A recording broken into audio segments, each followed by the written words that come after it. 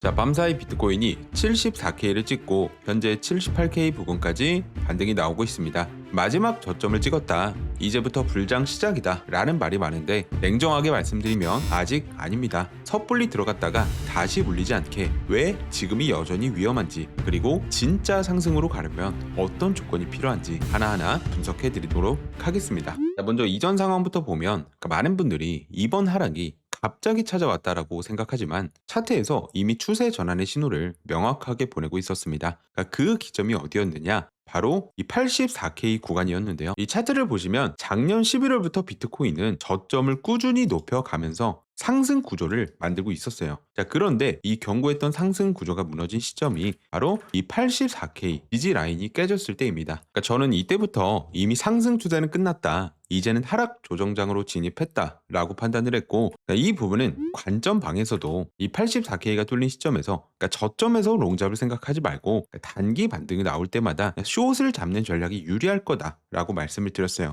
자, 그리고 이 84K가 깨진 이후에 개인적으로 제가 생각했던 최후의 방어선은 이 80K 구간이었는데요. 기술적으로 강력한 매물대 구간이기도 했고 심리적으로도 충분히 지켜줄 만한 자리라고 생각을 했거든요. 그리고 이 구간에 도달을 했을 때 한번 지지받는 모습이 여기서 나왔어요. 하지만 시장 상황이 너무 안 좋았죠. 그러니까 지금 코인 시장에서 가장 문제가 되는 게 이 유동성이 너무 부족하다는 겁니다. 그러니까 받아주는 물량이 많지 않다 보니까 매도세가 조금만 나와도 크게 하락을 하고, 또 여기에 뭐 트럼프발 외교 문제나 연준 의장 교체 등 그러니까 다양한 악재가 하나하나 터지면서 그러니까 말 그대로 패닉셀이 온 거죠. 그러니까 제가 이전에 하락 시나리오를 예측할 때 이 80K가 뚫리게 되면 전저점인 74K까지 내려간다라고 말씀을 드린 적이 있어요. 솔직히 저도 분석을 했지만 설마 여기까지 내려올까 하는 마음으로 이 구간까지는 안 오길 바랬는데 이게 예측대로 되니까 참 코인충으로서 마음이 좋지는 않았습니다. 그래도 다행히 74K는 지켜줬고요. 여기서 매수세가 강하게 나오면서 현재 78K까지 반등이 나오긴 했습니다.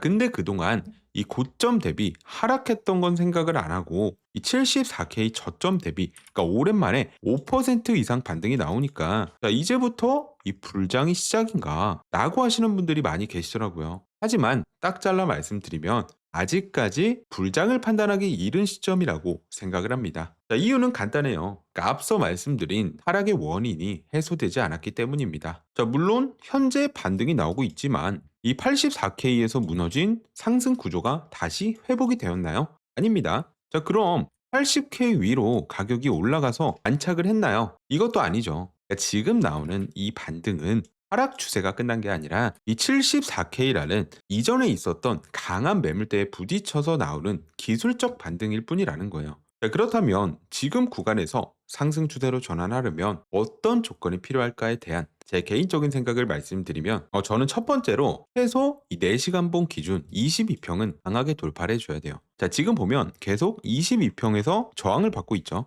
이 단기 저항선조차 뚫지 못한다면 추세 전환은커녕 기술적 반등조차 힘이 없다는 뜻으로 볼 수 있습니다. 자, 그리고 두 번째는 80K 구간 위쪽으로 안착을 해줘야 돼요. 앞서 말씀드렸듯이 이 80K가 깨지면서 패닉셀이 나왔고 강한 하락 추세가 이어졌죠. 하지만 단기간에 80K 위로 와서 버텨만 준다면 시장이 패닉에서 벗어나 다시 이성을 찾았구나 라고 판단할 수 있는 심리적 안정권에 진입한 겁니다. 자, 마지막 세 번째는 84K 구간 위로 회복을 해주는 겁니다. 자, 이전에 이 84K가 깨지면서 지난 11월부터 이어져 온 이 상승 구조가 무너졌다고 말씀을 드렸죠. 반대로 말하면 84K 위로 다시 올라와야만 이 무너진 상승 구조를 어느 정도 이 복구가 되는 겁니다. 최소 여기까지는 와줘야 이제 하락 조정이 끝났다. 다시 고점을 갱신하러 갈 수도 있겠다라고 저는 말할 수 있을 것 같아요. 그러니까 만약 이 조건들이 다 갖춰지지 않는다면 저는 여전히 시장을 하락 추세로 보고 보수적으로 대응할 생각입니다. 자, 지금 시장 상황이 많이 암울하지만